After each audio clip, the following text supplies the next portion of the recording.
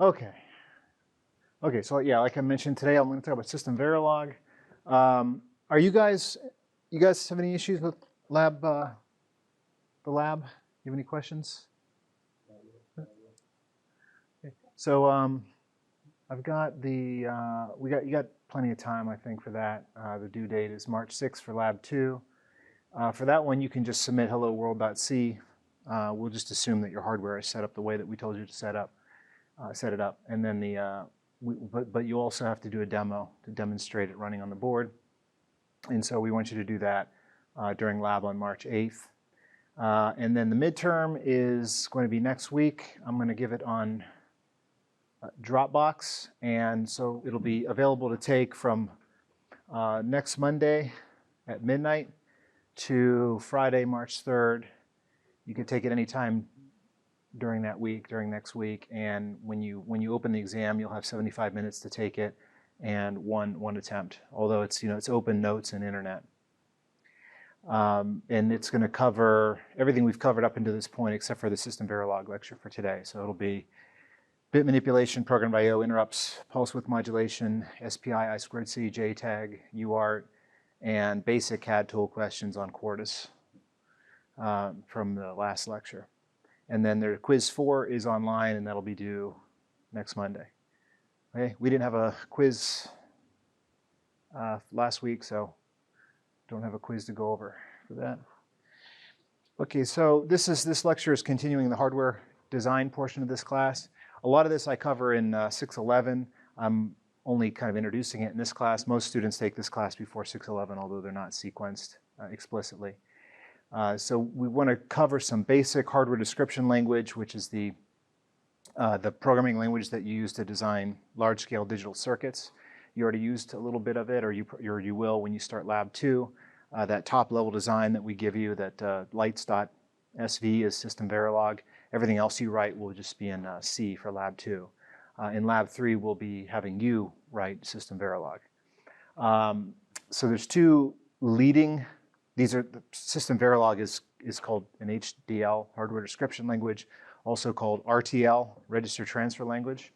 I don't know why it's called both of those things, but sometimes you'll see RTL and sometimes you'll see HDL. RTL is probably more common, but they both mean high-level language that allows you to synthesize hardware. So you write code and then you run it through a synthesizer, which is essentially the hardware version of a compiler, and it converts the code into logic gates and wires and memories. And then once you have that, you can deploy it either on an ASIC, like an application-specific integrated circuit, a custom chip, or you can deploy it on an FPGA. Just depends on which tool you use to bring it to hardware, to bring it to realize it, in an actual physical device. In our case, it'll be on FPGA, obviously. But there's two leading HDLs, VHDL and Verilog or SystemVerilog. They both sort of had a 50-50 market share, but they've both been around since the early 80s. VHDL was basically designed by the government, and Verilog was designed by private industry. VHDL came first, and it started out as a way for the Defense Department to be able to specify a concise and accurate description of the chips that they're ordering from the defense contractors. And then later on, people developed simulators and synthesizers for that language. But it started out as a specification language. And then Verilog was designed by a company called Gateway Design Automation, which was later gobbled up by Synopsys, as those small CAD companies often are. And they are both IEEE standards. There's a lot of other HDLs that are out there now, but they kind of come and go. Blue Spec came out of MIT, and people were excited about that, and then it just kind of fizzled away and died. Now Berkeley came out with one called Chisel that everyone's excited about, which may suffer the same fate as Blue Spec. But these two are the ones that seem to last. It's kind of like C and C++, basically. They just kind of, they're old languages, but for whatever reason, they have a lot of longevity. In this class, we're learning Verilog, but once you learn Verilog, you can easily pick up VHDL because the semantics of the languages are the same. So I'm only going to give a kind of a brief introduction to SystemVerilog. I basically want to teach enough for you to be able to design a custom IP block that you can put into Platform Designer, because it ties together concepts from 3 different courses in the curriculum. And it's pretty cool because it allows you to do hardware-software co-design. So you can actually design a hardware component and then write the C code that runs on a processor that talks to that hardware component. And so I'm just trying to cover the bare minimum to get to that point. So specifically, I just want to teach you how to create a module, which again, you've already done, and we created a top-level module for Lab 2. So you have an idea of what that is. A module is just a design that has inputs and outputs and an internal implementation. And then we want to obviously be able to add I/O signals and internal signals in modules, and then to create and connect to other modules. And then there's really just 2 statements in Verilog that implement behavior. In other words, like actually allow you to design Boolean logic as compared to just creating modules and connecting them. If you're just creating modules and connecting them, you're just building a schematic. You're just basically doing schematic capture, meaning you're putting blocks in and you're connecting them with wires. But these assign statement and always statements are the only 2 ways in Verilog where you can actually specify logic, Boolean logic. And that might seem odd. It's like, well, wait a minute, that's odd. I mean, isn't everything Boolean logic? Well, it is, but in hardware design, there's this hierarchy. And so you take your design and you decompose it into modules, and those modules are arranged hierarchically. So you have like a CPU, which might consist of multiple processors, and then each processor has functional units, and each functional unit has less abstract, lower level components in there. And the only time you actually get the Boolean logic stuff is at the leaf nodes at the very bottom of the hierarchy. So everything up here is really just instancing modules inside of other modules.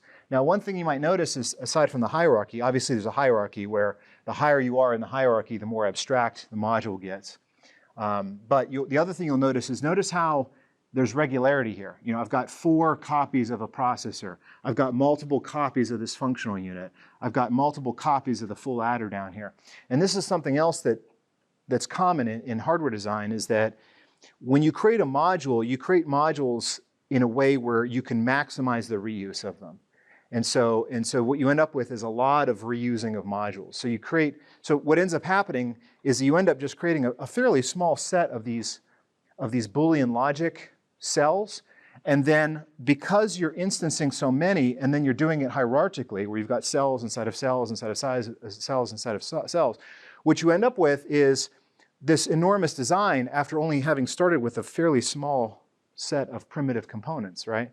So you basically just create these building blocks, adders, multipliers, flip-flops, multiplexers, essentially, that's it.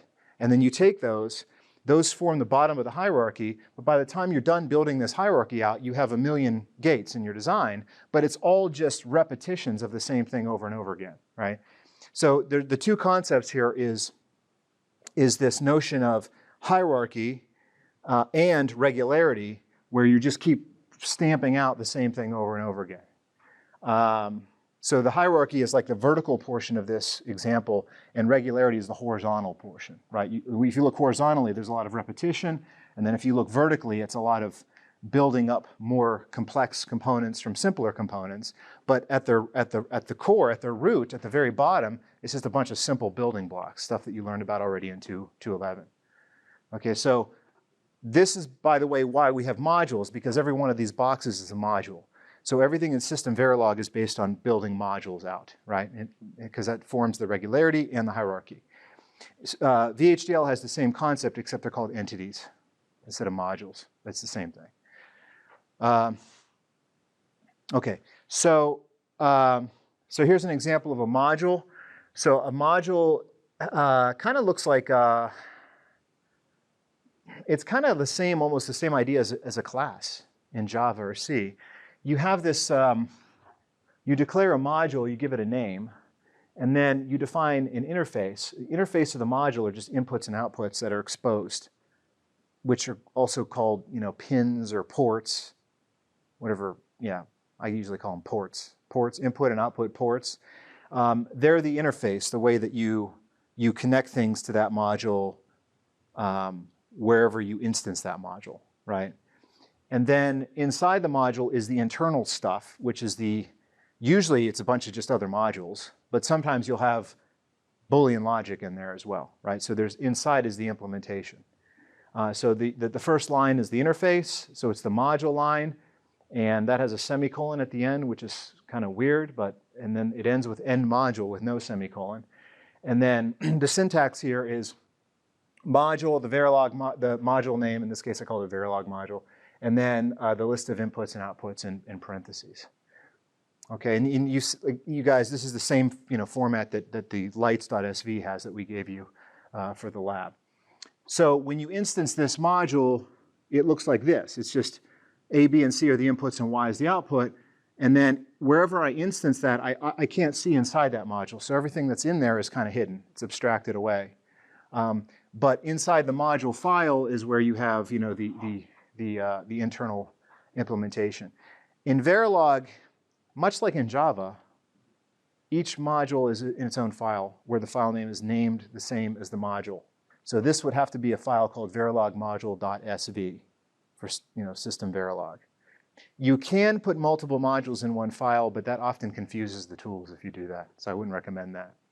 Quartus especially, like Quartus will, even Quartus, like if you had put module lights inside of a file called lights1.sv, it's confused. It doesn't know what's going on. And there's no way, I don't think you'd be able to set that as your top level if you did it that way. Okay, so inside the module, you can do something like this. You could have some Boolean logic. I could just say assign, this is called the assignment statement, the concurrent assignment statement or the continuous assignment statement, two different names for the same thing. But this is just implementing Boolean logic where it's setting y equals a or b or c. A, B, C, and Y are all meant to be one bit or one Boolean, Boolean variables. And this is just setting Y to be the A or B or C. So this is creating a 3-input OR gate, essentially. So this Verilog module would behave as a 3-input OR gate. The other option is to use, instead of just creating logic in here, you could alternatively just instance another module inside here and then connect the A, B, and C inputs to the inputs of that internal module, and then the Y output to the output of that internal module. So this is called structural Verilog, and this is called behavioral Verilog. And you can mix structural and behavioral. It doesn't have to be one, or they're not mutually exclusive. I could put both inside this module. But in this case, I have just behavioral code in here, which is logic. And in that case, I just put another module in to implement the internals.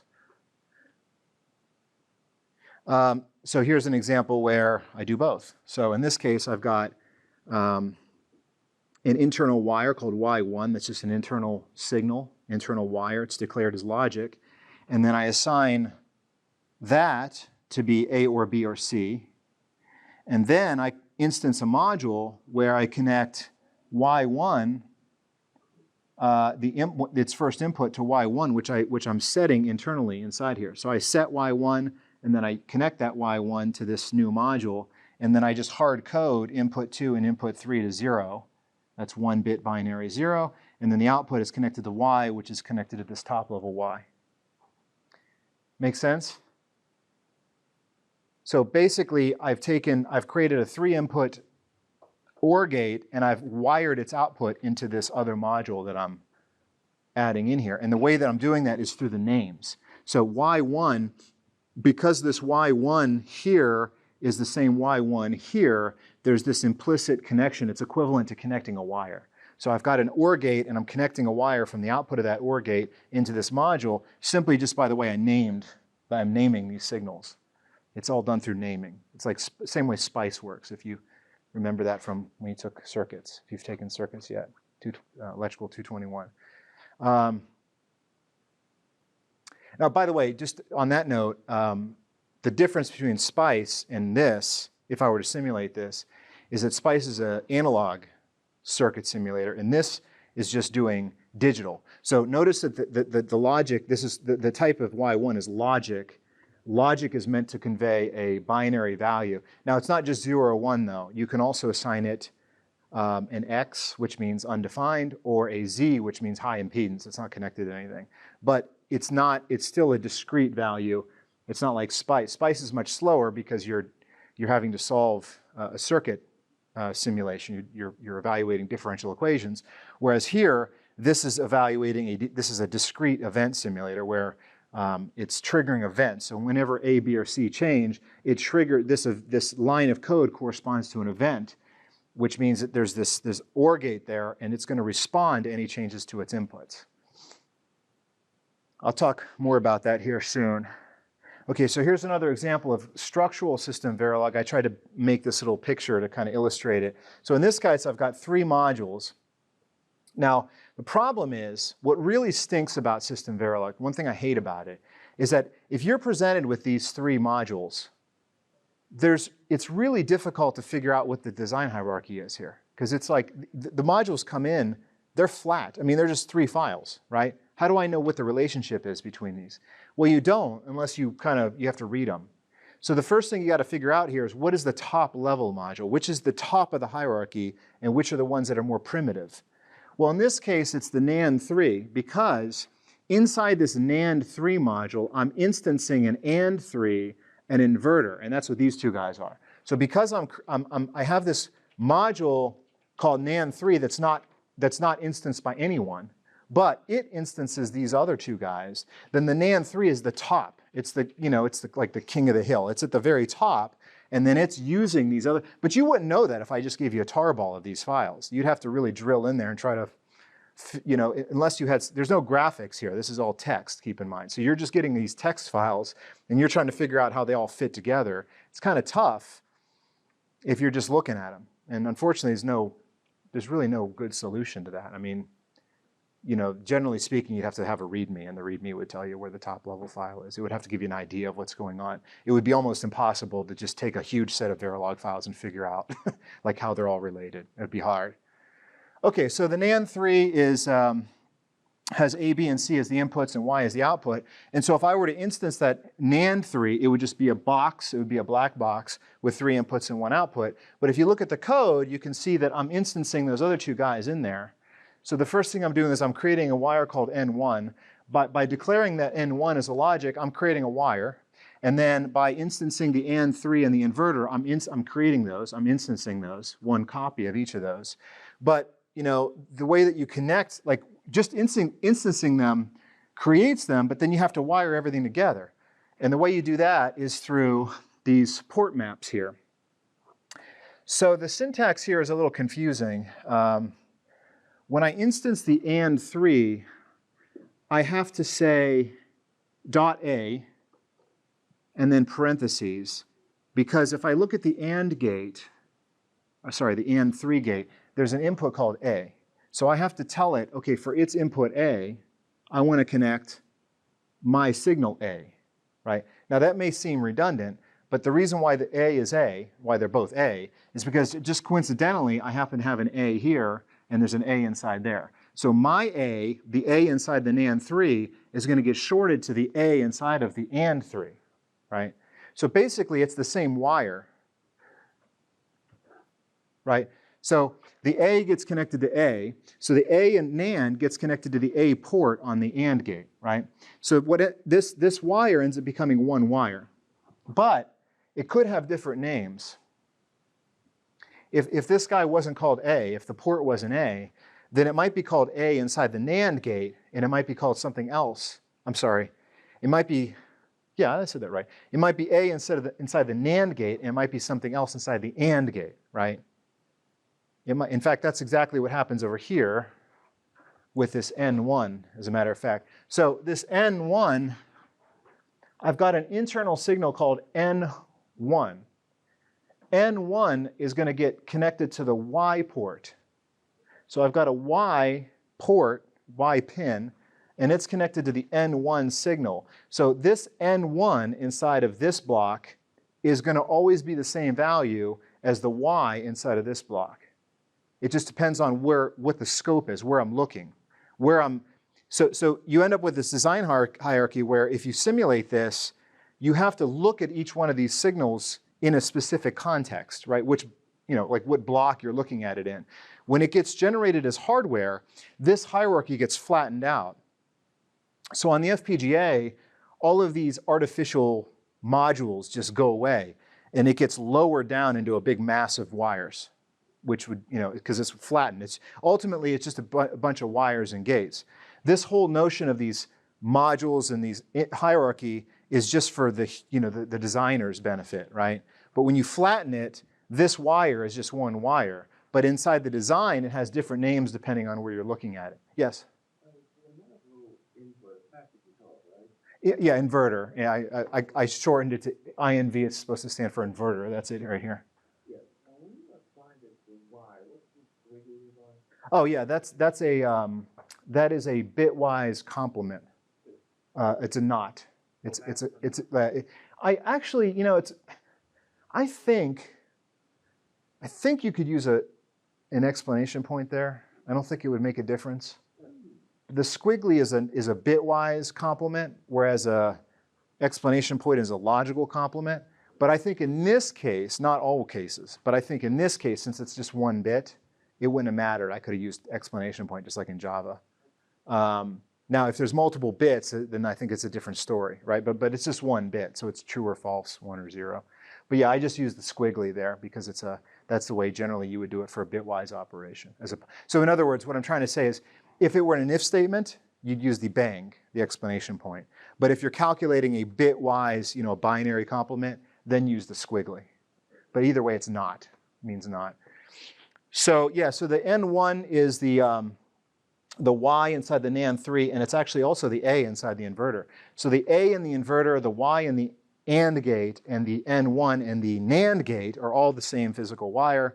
They're just been renamed through the connections. If you understand that, that's like most of the way through SystemVerilog, just this notion, like how you connect these modules, because VHDL is the same way. Most of the code you see in Verilog is just modules connected.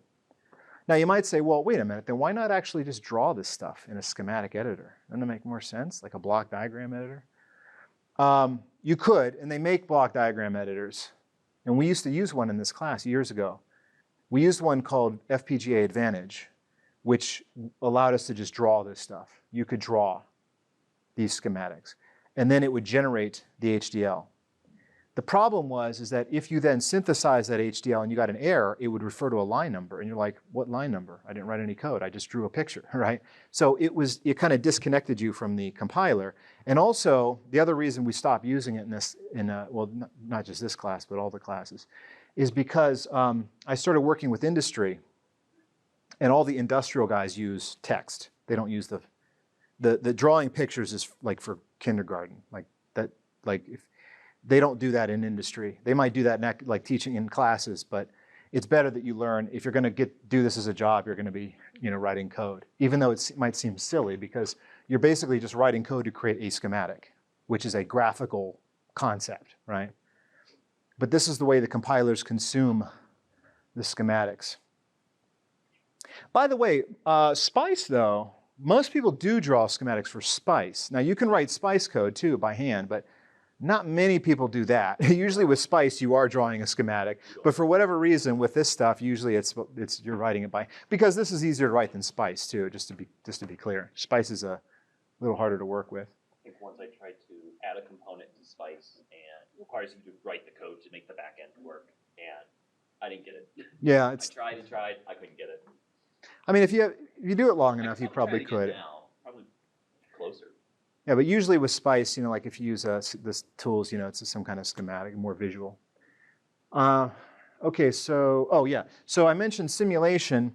When you simulate this, you're usually looking at it as an oscilloscope or a logic analyzer. So you end up with a plot, just like we looked in. But by the way, this is one of the reasons why we cover I squared C and SPI so hard in this class is to just get you guys used to the idea of reading these waveforms, right? And so whenever you design HDL, you're always looking at it through a waveform like this. So the horizontal axis is time, and the vertical axis is just, basically 1 and 0. So what you're seeing here is that A, B, and C are the inputs and Y is the output, and A, B, and C are going through a counting sequence. They're going, like if you draw a vertical line, you're looking at one moment in time. So if you look at vertical line right here, you can see that A, B, and C are 0, 0, 0, and then it goes to 0, 0, 1, and then 1, 0, 1, or sorry, 0, 1, 0, 0, 1, 1, 1, 0, 0, 1, 1, 1. So that just counted from 0 to 7 in binary, and then it repeats. Actually, I didn't get far enough. 1, 0, 1, 0, 0, that's 4. This is 5, 1, 0, 1. This is 6, 1, 1, 0. And this is 7, 1, 1, 1. Yeah, and then it repeats. It resets. The odometer rolls back to 0 right here at this point, right? So you have 0, 0, 0. So it's going through all the combinations of the input, and then the Y is basically just the output. And you can see that Y is always 1, except for when the inputs are 1, 1, 1. And that's because it's a NAND gate, right? So a NAND gate is always 1, always has a 1 output unless all the inputs are 1s. And that happens here and here. And the reason it happens twice is because I ran this long enough to go through all the combinations 2.5 times. Any questions about that? So that syntax is a little tough to get used to, but you can use the slides as a reference, like when you're writing this stuff. You can always go back. A lot of times I have to go back and look too. I forget the syntax. Okay, so I mentioned this already, the continuous assignment statement, sometimes called the concurrent assignment statement. This is just, the syntax here is assign, and then an output, and then equals, and then some kind of, usually a Boolean logic expression there. So you end up with a left-hand side here and a right-hand side, and this ends up becoming a circuit. So every assign statement gets generated as a logic circuit with its own inputs and outputs. And whenever any of the inputs change, it causes the output to update immediately. And this is the second thing you have to get used to with Verilog, is that it has concurrent semantics, meaning that the order of the code, the order of the lines of code don't make any difference. These assign statements are not in any particular order. You can list these as, like if you have multiple assign statements, it doesn't matter what order they're in the code, because all of them are being executed concurrently. The execution is not dependent on where the processor is, for example, like a normal program. The execution depends on when any of the things on the right-hand side change. It triggers an event, because these are circuits. So anytime A, B, or C changes state, changes value, that will trigger the simulator to fire this statement.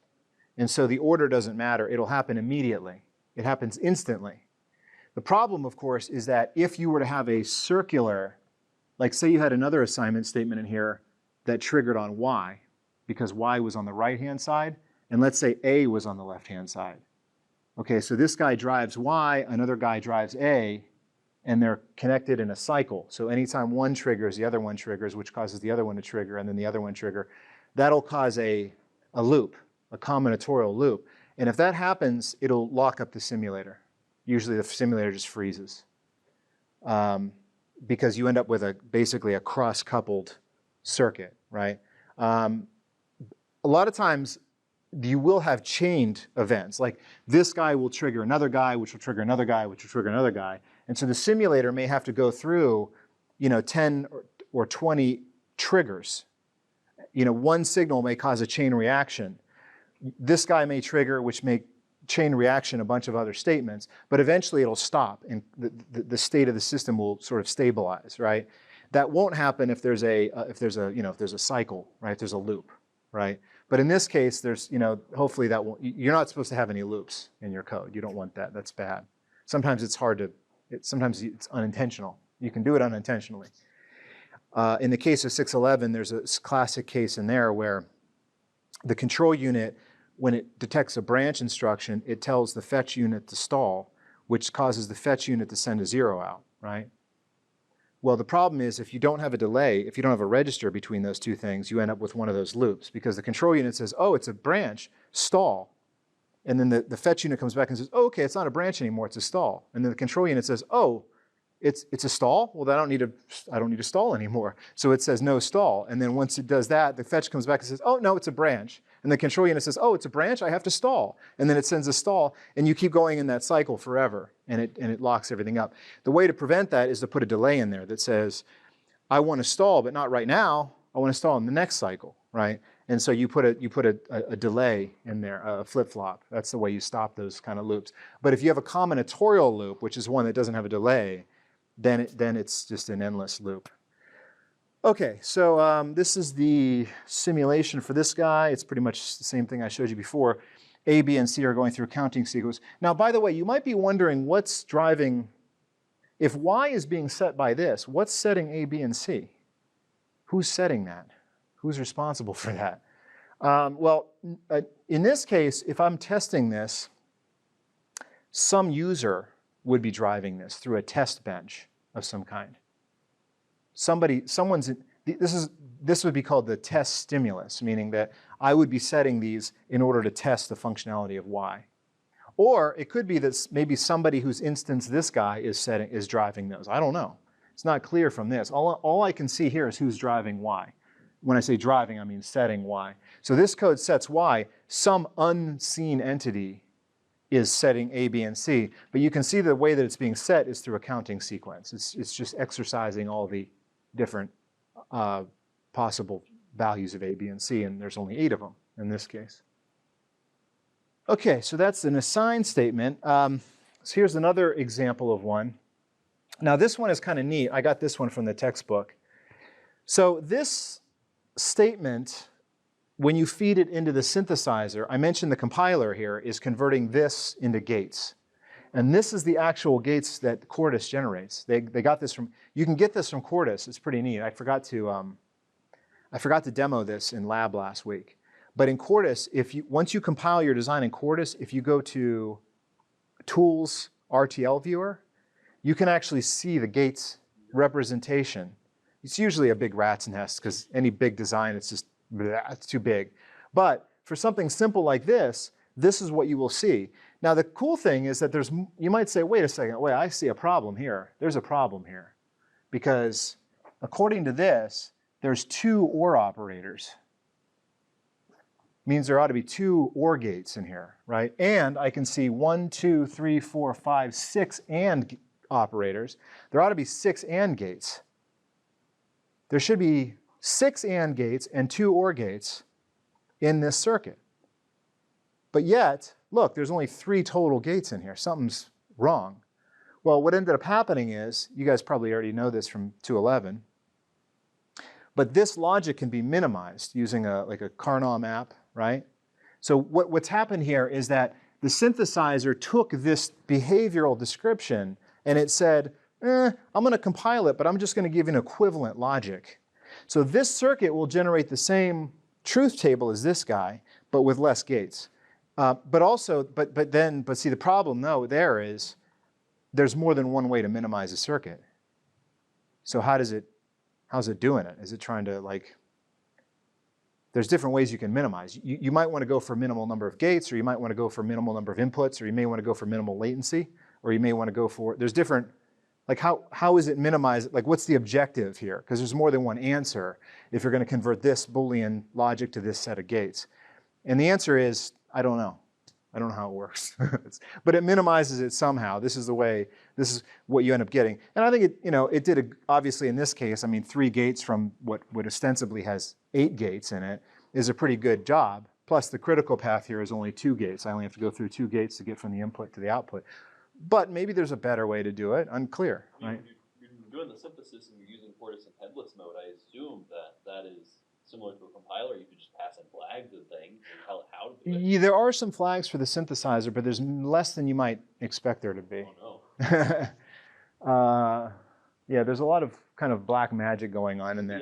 With the RTL view, is it just raw gates and nothing else, or is it smart enough to pick out things like muxes or like, Oh, it does that. Oh, yeah. Transistors used as like memories? Yes. Yeah. Okay. Yeah. It'll synthesize RAMs, muxes. That's right. It will do that. It'll reduce it down to basic digital logic building blocks. Yeah, it's pretty cool. A lot of the students in 611 started using it for debugging their circuit. Yeah, I never wish I knew that. I never did it, but like a lot of students figured out, like if something's not working, if they look at the RTL view, they can kind of figure out why it's not working. I've never done that myself. I always figure out through simulation, but but some of the students got good at just looking at that RTL view. I remember sometimes I drew pictures to like I look at the code and then I draw the schematic to be like, is this wired this way? And then I look at it and I go, wait, it's not supposed to go there. Yeah, Charles used to do that a lot too. Yeah, in fact, if you ever look at there's a video on my YouTube where Charles was talking about how to set up the virtual environment when we were teaching online, and his background was his drawing of the whole 611 processor. Yeah, he drew the whole thing. I was like, this is getting too big. It would be like 4 pieces of paper, and I was like, no, I give up. Yeah, he drew it out, and then he made it his background. Hey. So here's an example of the mux thing you were talking about. So there is this ternary operator question mark. This thing works in Java and C too, but it's not very commonly used in Java and C, but it is commonly used in Verilog because it creates this multiplexer. So basically what this is it's an expression called a trinary operator, I guess. Operator? Trinary operator. And the idea is that the first thing is a condition. In this case, S. S is a single bit, true or false. And then the question mark, and then after the question mark, it's whatever this whole thing will evaluate to if that condition was true, and then that colon and whatever, and then an alternative expression which will be the way the whole expression resolves if the condition were false. Okay, so in this case, S is acting like the select to a multiplexer, because if S is true, meaning if the select is 1, then this whole expression will evaluate to D1, which corresponds to the 1 input on the mux. And then if S is false, or if the select is 0, then we're going to choose D0. Right? So if you put this into Verilog, it will generate this, because actually this is what came out of Quartus. This is actually what came out of Quartus. When this statement went in, this is what Quartus spit out, and it was a mux. Now you might notice here that it's showing 3:0. So these inputs are actually 4 bits. And you can also see that there's 4 bits here in the simulation. I'll talk about that in more detail here in a minute. The select is 1 bit because it's true or false, but the inputs and outputs are 4 bits. So this is a 4-bit mux, but there's 2 inputs. So this is a common thing. You guys, in 611, we use this for every mux, this ternary expression. Okay, so here's a slightly more complex example, just to kind of show you the syntax, get you comfortable with the syntax. So this is a module called full adder. There's input A, B, and carry in, CN, and the outputs are S and carry out. Now you might notice something going on here with the syntax, I think. Oh no, actually, oh no, I guess I'm being consistent. Okay, so notice it says input logic and output logic. Sometimes you won't see that. It'll just say input and output. Do I have it? No, okay, I went back. Okay, I went back and cleaned all this up. So I'm being consistent here. So notice I always say input logic. Sometimes you'll just see input without the logic. In fact, the logic here for the inputs is optional. You don't need that. The reason it's in here is because for the outputs, it gets a little confusing. With the output, you have to declare the output as a logic if the output is being set by an always statement, which I'll cover here. It's kind of like the assign statement, but it's another form of the assign statement. Whereas if you assign an output with another module or with an assign statement, you can just put logic Y. But it's confusing and it's awful, so I just use input and output logic everywhere just to avoid that issue, right? So I just wanted to point that out in case you see other code without the logic. Okay, so I've got logic A, so input logic A, B, C. Now notice that I don't have input logic specified for B or C in, and that's because this is a shorthand notation where since B and C in are also input logic, you don't have to put the input logic. So if you put input logic A, comma B, comma C in, that just means I have 3 inputs that are all input logic. I wish you could do that in C. I wish I could have a function in C where I could just say int A, comma B instead of int A, comma int B, right? You can't do this in Java, you can't do this in C, you can't do this in C++. But in Verilog, if you have a list of parameters and they have the same type, you can omit the type for the subsequent parameters. You don't have to list it for the first one, right? They could have did this in C too, but they just didn't. This is unique to Verilog. But then for S, because S is the output, I did have to put output logic for S and C out, right? So basically, when I go from inputs to outputs, I have to, put output logic here in the list. Make sense? And by the way, these don't have to be on separate. The new lines, it's just like C and Java. The new lines are all just in there for show. I could put all of these on one line, or I could be like Charles, my former TA, and put all of these guys on their own line. All the inputs and outputs could have their own line, right? If you put them on your own line, it makes it more readable. But in this case, I didn't want to do that because I'm trying to fit everything onto a slide, right? But you might want to put all your inputs and outputs on separate lines there for readability. And then, so in this case, I've got 2 internal signals declared as logic, P and G, that stands for propagate and generate. And so I assign those here, and then assign S and C out here. Notice that S, here's an example of a chain reaction trigger thing. If the A input changes, it's going to trigger both P and G. It's going to trigger these 2 statements. These statements, when they're triggered, may cause the P and G states to change, which in turn will trigger these 2 guys, right? So you can see that there's a chain of triggers in this case, right? But it ends because eventually, S and C out will stabilize. And then here's the circuit that gets generated for that, which is, notice this is an XOR, this caret. That's an XOR. That's the same thing in Java and C. But yeah, they did put XORs in there. I kind of thought that they would maybe convert those XORs to ANDs and OR gates, but they didn't. Okay, so a couple other notes about SystemVerilog. It's case sensitive, which won't surprise you guys because every language you've used so far is case sensitive. However, the reason I mention it is because VHDL is not case sensitive. Because VHDL is derived from, it's in the same family of languages as Pascal and Ada, which are actually, and I think Fortran and COBOL, those are case insensitive as well. But Verilog, one of the reasons we use it is because it's closer to languages you already know. And one of the reasons for that is that it's case sensitive. Names can't start with numbers, which you might say, well, duh, who would put a variable name with a number? Well, you might want to, because like if you have a 2-input mux, you may want to call it 2 mux. Makes sense. But you can't do that. It would have to be like mux2 or something.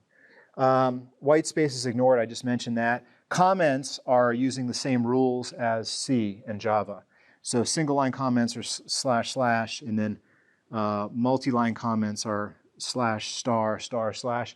This is nice, by the way. I don't know, you guys know, even Python uses different comments, right? I think hashtag, hash sign, right? Yeah. MATLAB uses %sign for comments. But luckily, Verilog uses the kind of the more well-known way to do comments. But one thing it does do differently, though, is instead of using braces, curly braces, to begin and end a block, it actually uses begin and end spelled out with no semicolon, which is pretty terrible. Now, MATLAB uses end, but not begin. So in MATLAB, if you say if A equals B, blah, blah, blah, blah, blah, end, right? Whereas now in Verilog, you have to have the begin in there. So you have to say if A equals B, begin, then the stuff, and then end. So if you're used to MATLAB with its ends, it's just going to be an adjustment because you got to have a begin right in there, which can be cumbersome because if you have an if then else, you have to put if A equals B, begin, and then end, else begin, and then blah, blah, blah, blah, end, right? So they're really serious about the begins and ends. You have to put them, you know, at the beginning and end of every block. You get the worst error if you write end instead of end module. Oh yeah, and yeah, I was going to mention that. So modules have end module, yeah, and then I think case statements have end case too, but you won't use those in this class.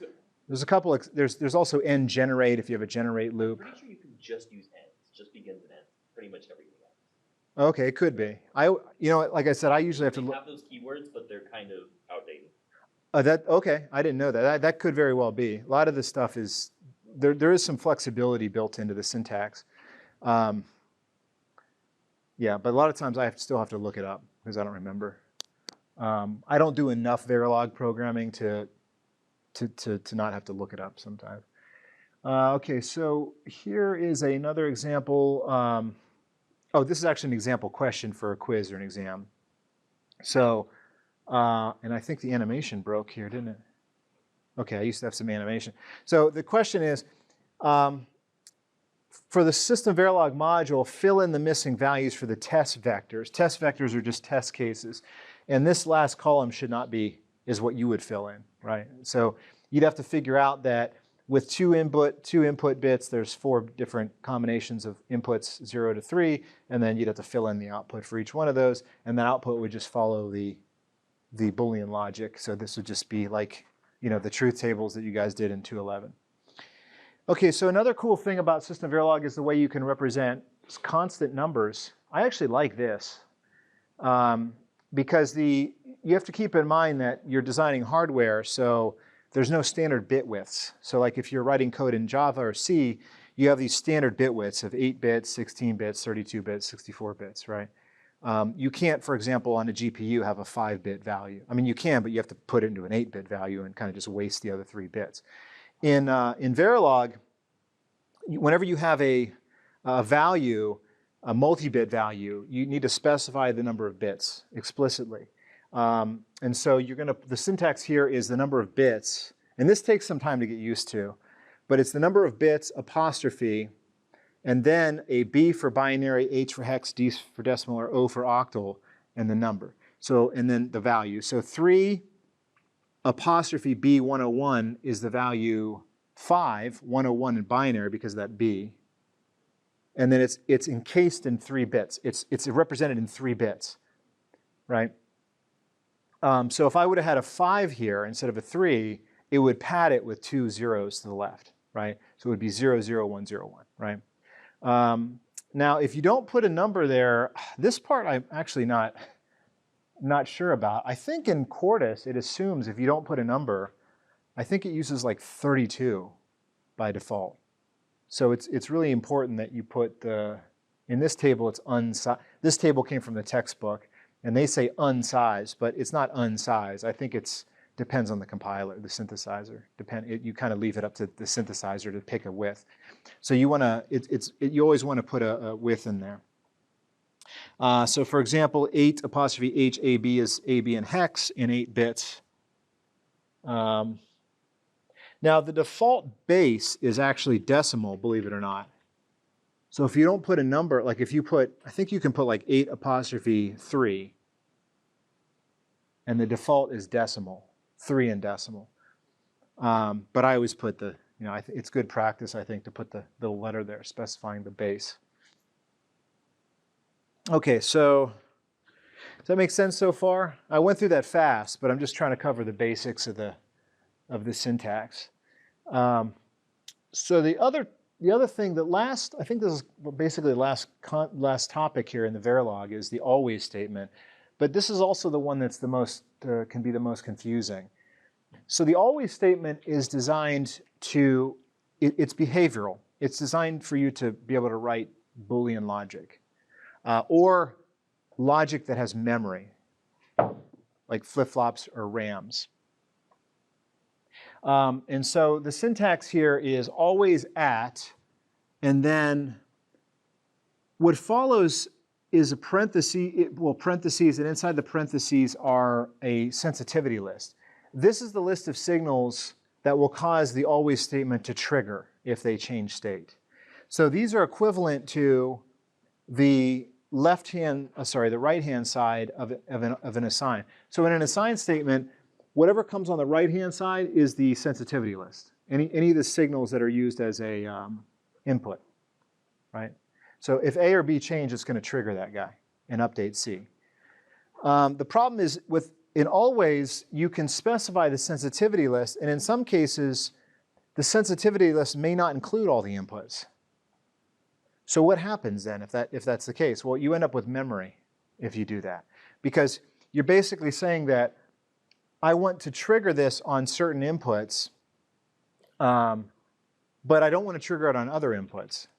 So this would be, for example, like a flip-flop, right? If you guys are familiar with flip-flops from 211 and 212, a flip-flop is a memory element that only updates when there's a clock pulse, a clock edge, or clock cycle, clock period, a clock tick, right?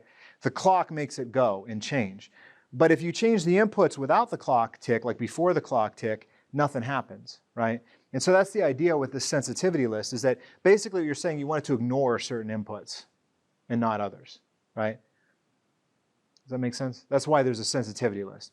The other nice thing about an always statement is you can put a begin and end on there, and you can actually have it set multiple outputs within the same statement. However, you got to keep in mind that I mentioned earlier that an assign statement is a logic circuit. This is going to generate a circuit, like its own independent logic circuit, right? Every always creates a circuit, as well as every assign generates a circuit, and every always block also generates a circuit. So this becomes a circuit. So what that means is anything that's driven inside that always cannot be driven in another always, or another assign, or another module, right? Because anytime you set an output inside an always statement, that always statement basically owns it. It becomes the driver, unless you have a tri-state buffer on it, right? But this becomes a push-pull driver like we talked about with SPI, right? So if you have two always and they both drive the same output and one sets it to 1 and one sets it to 0, they're in conflict. You end up with a short circuit. So here's an example, always at ABC, Y equals A or B or C. Now notice here that there's no assign here. Now this is just silly. I hate this. I feel silly teaching this because it's so absurd. But for whatever reason, if you assign a signal inside an always statement, you don't need the assign. You only need an assign if you do it outside of an always statement. Why? I don't know. It makes no sense. It's just a dumb rule. And it's something that, it's easy to make that mistake. It's easy to type assign accidentally in here or to not have an assign outside. I don't know why they do that. The compiler could easily figure it out from the context, like whether you're in an always or not. But so there's no assign. So this is always at ABC, Y equals A or B or C. And this is the same as saying assign Y equals A or B or C. Okay, now you might think, well, do you always have to type all the inputs twice then? No, there's a shortcut here. If you're just building a statement like this, you can say always at star. And star will basically just say if any of the inputs change, then just all the inputs inside this always are part of the sensitivity list.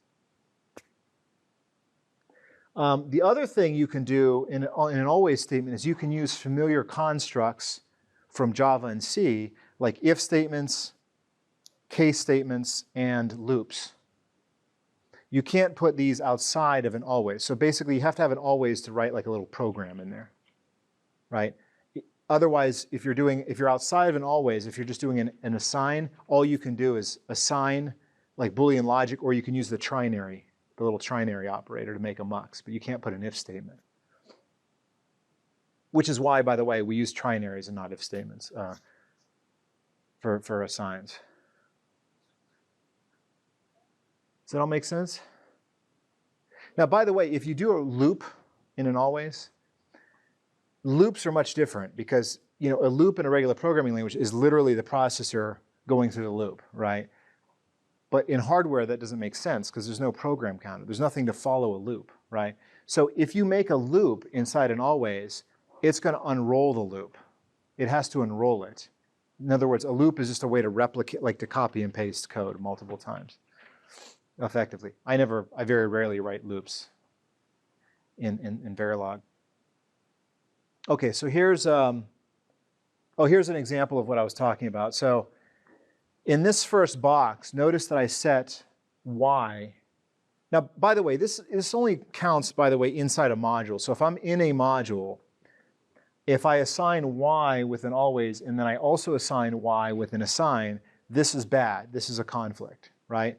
Now, if I'm in another module and I assign y, well, that's fine because that'd be a different y, right?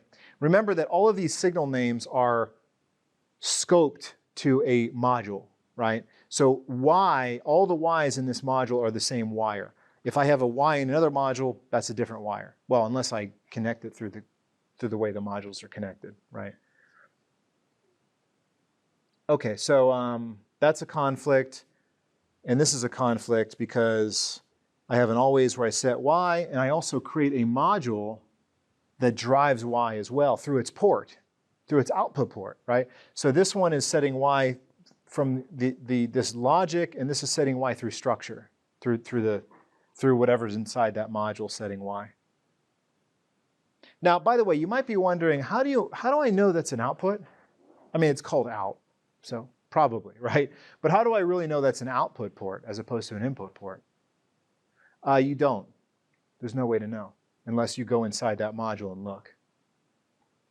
And that's one thing I hate about Verilog. You can't tell what are inputs and outputs. Just when you use a module, there's no way to know what's an input and output. The only way to know is to open that module's Verilog code and read it from the module line. Otherwise, but then again, I mean, that's generally the case for programming languages, right? You don't know, if you look at parameters, you don't know which ones are inputs and outputs.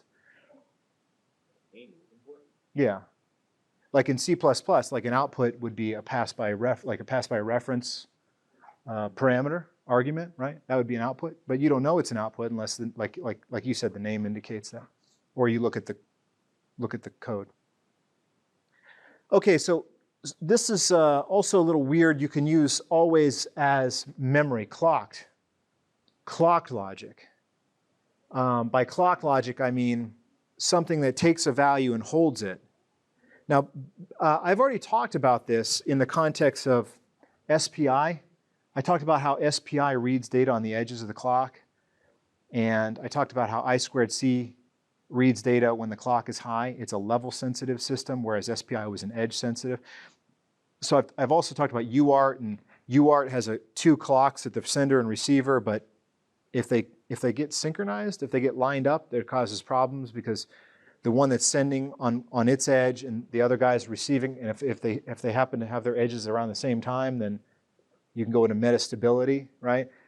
Those are all notions. That's all relates back to this kind of behavior where, for example, you can have always underscore FF. This underscore FF, by the way, is optional, but it was introduced in SystemVerilog to tell the compiler that you're deliberately trying to create a flip-flop, so it allows the compiler to do some error checking for you. But basically, if you have always at, and then you say pause edge clock.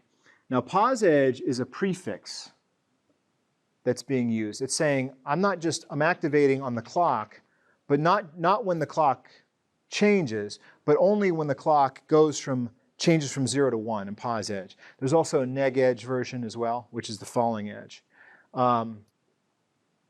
But you can use either one. It really doesn't matter. The point is there's an edge. It's edge. It's like SPI. It's edge sensitive, and this will activate on the edge of the clock. So these are all, and also you can also add like pause edge reset with a comma. So if the reset goes from 0 to 1, it will also activate. This would be useful to have a reset where you can reset it without the clock. This is called an asynchronous reset. Basically, if I put reset high, it doesn't matter what the clock is doing, it'll reset this flip-flop. Or you could not have that, and you can still have a reset without the sensitivity list for the reset, in which case it's a synchronous reset. It'll reset, but only if the reset is high when you have a rising edge of the clock. So this is a synchronous reset, this is an asynchronous reset. Actually, this is synchronous reset, this is an asynchronous reset. And then you can have things like enables, where you can add an enable and say, don't do anything if it's disabled. right? But notice that the enable is not in the sensitivity list because it's only checked on the edge of the clock, or in this case, the edge of the reset. Does that make sense? So these are just ways to make edge-sensitive memory, which are usually called flip-flops, or sometimes registers if they're multi-bits. Like in 212, you might have seen them referred to as registers in 212. Some people call them registered logic or registered behavior or clocked logic. That's what that refers to. It's an always that's activating on the edge of the clock. Oh, this one's cool too, the counter. And you guys are going to need this for lab. Actually, you're going to do this in lab 3. Counter. This one is not actually taking the input D and putting it into Q. So, you know, like for example, with SPI, right, you had that like MOSI, and you would read MOSI on the edge, and you would like grab it on each edge. Well, in this case, you don't actually have anything you're grabbing. You're just saying, whenever there's a positive edge of the clock, I'm going to increment a counter. So this is a counter that's going to tick up every time you have a clock. And you guys actually have this in lab 2, because I asked you to put a performance counter clock inside the design. That's basically all that is, just a counter. So you may wonder like why we had to go through all that trouble to add it if it's just literally like 2 lines of code in Verilog. I don't know. It's weird. You have to though. Right. Unfortunately, they make you add that performance counter unit for just what is essentially a couple lines of code.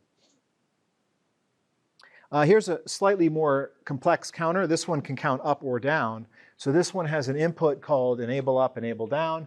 And so if neither one of those things are set on the clock edge, the counter doesn't do anything, it freezes.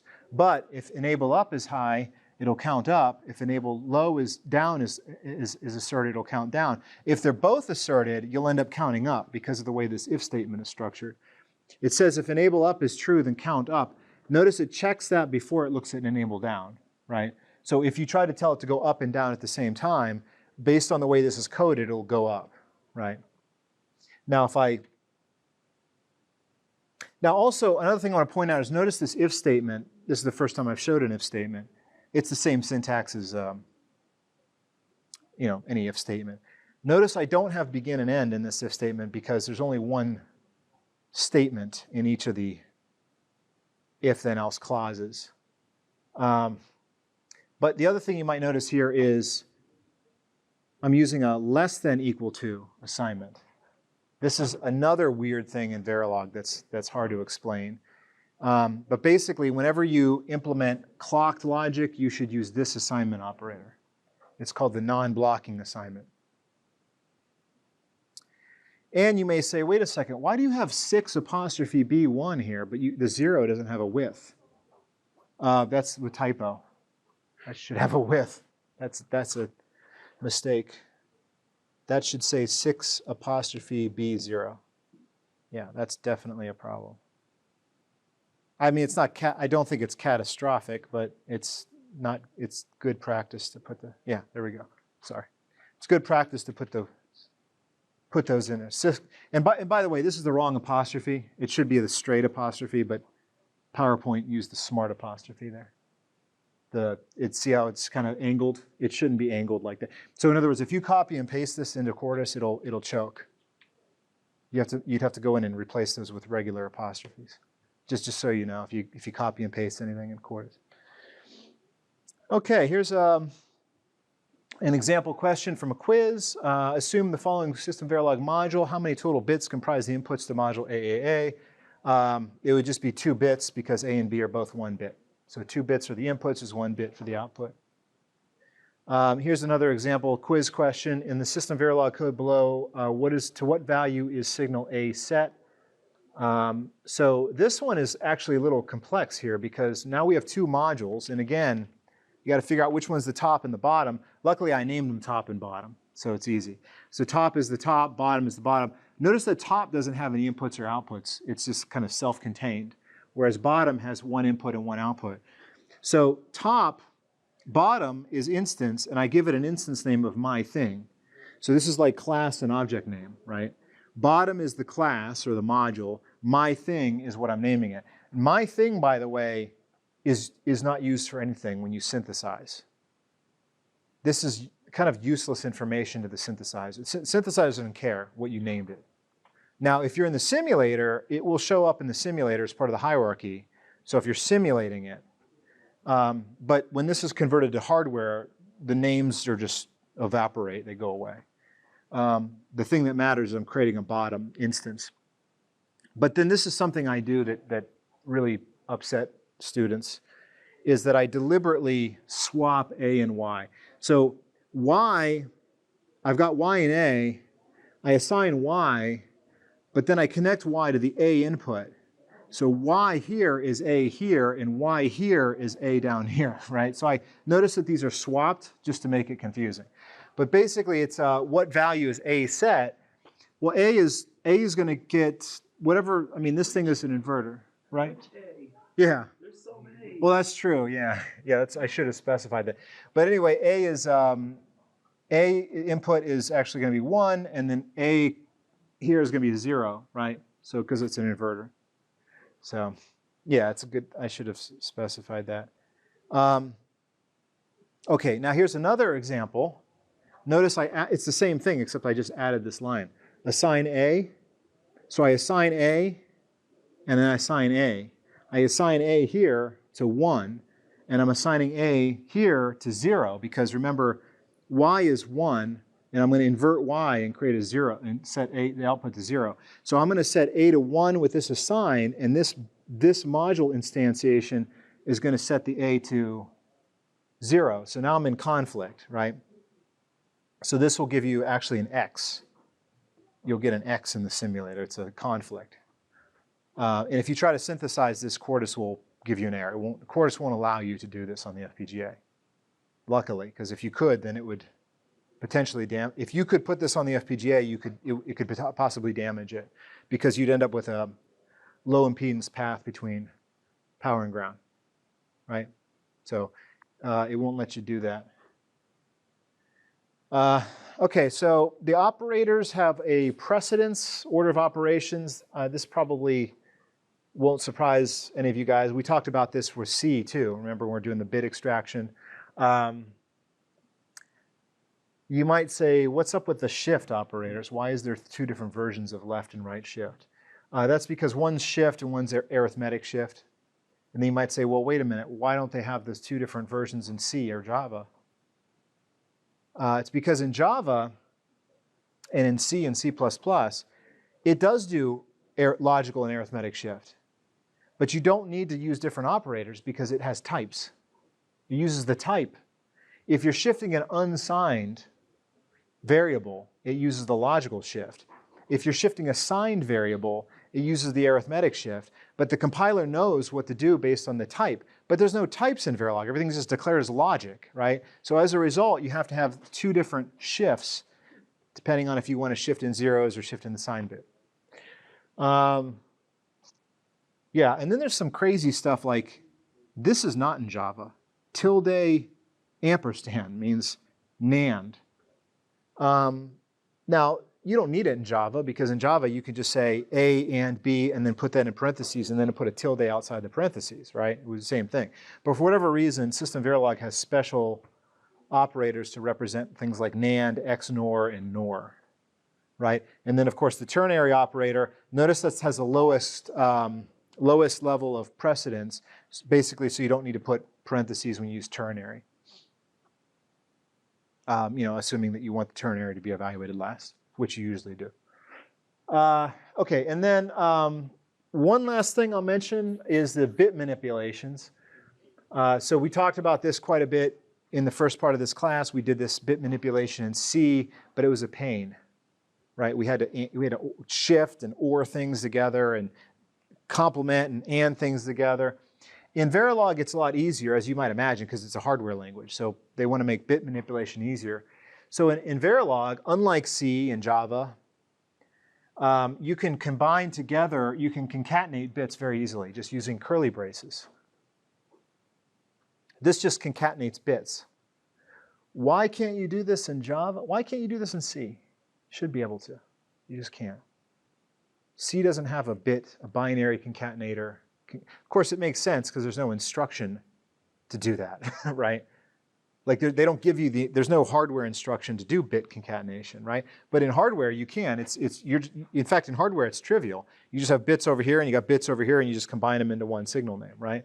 So what this does is it takes bits. Now also, notice in addition to concatenating, I'm also ripping bits out. So I'm saying I want bits 2 down to 1. I want to take 2 bits out of A and concatenate it with 3 copies of bit B0. So this is a duplication operator, which is a left parenthesis, number, left parenthesis, thing you want to duplicate, right parenthesis, right parenthesis. And you have to use all those parentheses to do it.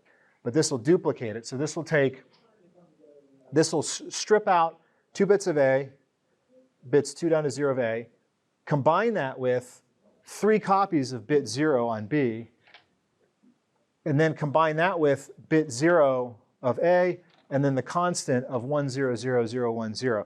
Notice I have an underscore here. That's just ignored. You can just put those in as a way to separate constants, right? Those just get ignored. It's just for programmer, readability. So what this statement does is creates a 12-bit signal. Now keep in mind, though, by the way, that it's a 12-bit signal if you add all those up, right? That's 2, 3, 1, and 6. You add those numbers, it should come out to 12.